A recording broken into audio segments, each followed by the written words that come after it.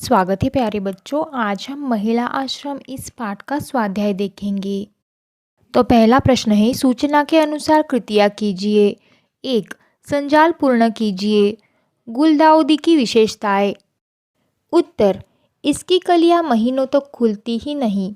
जब खिलने लगती है तब एक एक पंखुड़ी खिलती है। इसके फूल बहुत दिनों तक टिकते हैं। कलियां होठों को सीकर बैठ जाती है। प्रश्न 2, कारण लिखिए। 1. काका जी ने कंपास बॉक्स मंगाकर रखा। उत्तर, क्योंकि वे तारों के नक्शे बनाना चाहते हैं। 2. लेखक ने फूल के गमले अपने पास से निकाल दिए।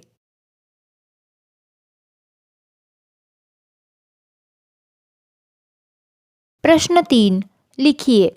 1. जिन्हें ता प्रत्यय लगा हो ऐसे शब्द पाठ से ढूंढकर उन प्रत्यय साधित शब्दों की सूची बनाइए। उत्तर, मानव मानवता, आवश्यक आवश्यकता, उत्कट उत्कटता, एक एकता।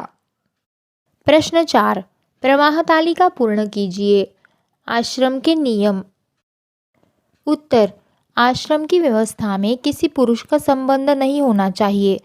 आश्रम से संबंधित विज्ञापन अखबार में नहीं देना चाहिए। आश्रम की व्यवस्था के लिए किसी से पैसे मांगने की ज़रूरत नहीं।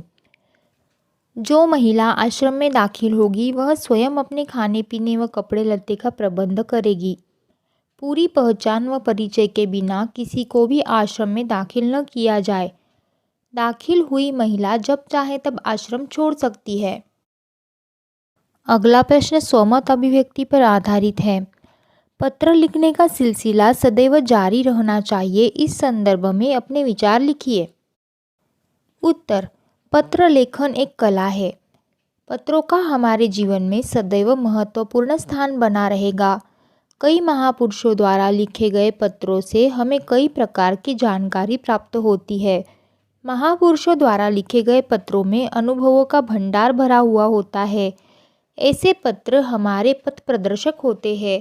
रिश्तेदार एवं मित्रों को लिखे गए पत्रों में एक अपनापन होता है, मिठास होती है। व्यक्ति पत्र लिखते समय अपने मन के भावों को भी उसमें उतारता है। पत्र दो व्यक्तियों को भावनात्मक दृष्टि से बांध देते हैं। कहा भी गया है, पत्र किसी भी भाषा में लिखा जाए उसमें छिपा प्रेम एक होता है। इसीलिए हर व्यक्ति पत्रों को संभाल कर रखता है। यदि व्यक्ति अपनेपन व प्रेम की भावना को बनाए और संजोए रखना चाहता है तो उसे पत्र लिखने का सिलसिला सदैव जारी रखना चाहिए। अगला प्रश्न उपयोजित लेखन पर आधारित है।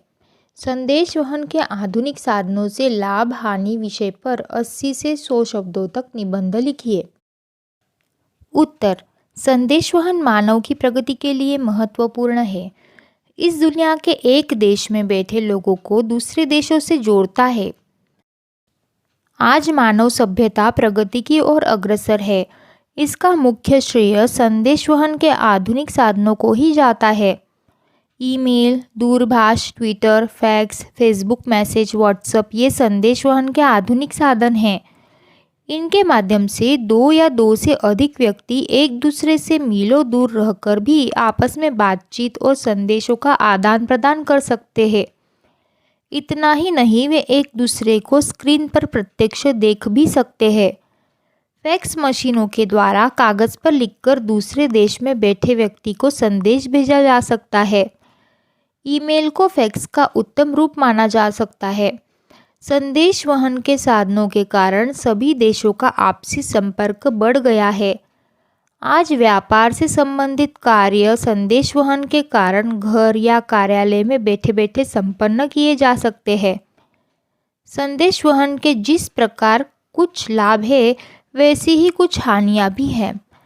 कोई लोग दिन रात email, mobile, Twitter, fax, Facebook message, WhatsApp का इस्तेमाल करते हैं, जिससे उनकी आँखों की रोशनी कमज़ोर हो जाती है। इस रोग से महीनों तथा वर्षों तक छुटकारा नहीं मिल पाता। संदेश वहन के साधनों का लगातार इस्तेमाल करने से व्यक्ति मानसिक तनाव का शिकार हो जाता है।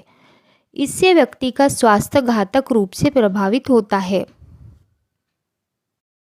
अगला प्रश्न भाषा बिंदु पर आधारित है। निम्न शब्दों से बने दो मुहावरे का अर्थ लिखकर उनका स्वतंत्र वाक्यों में प्रयोग कीजिए। उत्तर।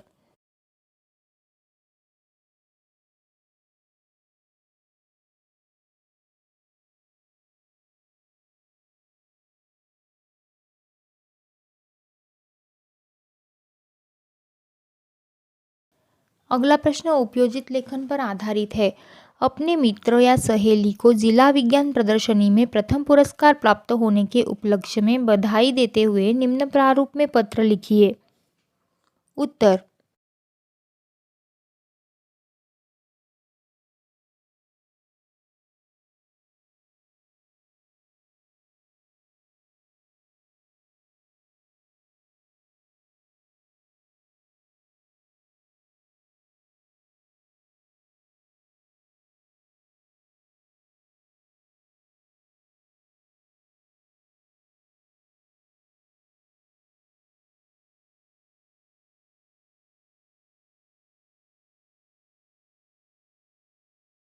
तो बच्चों, इस पाठ का स्वाध्याय यही समाप्त होता है।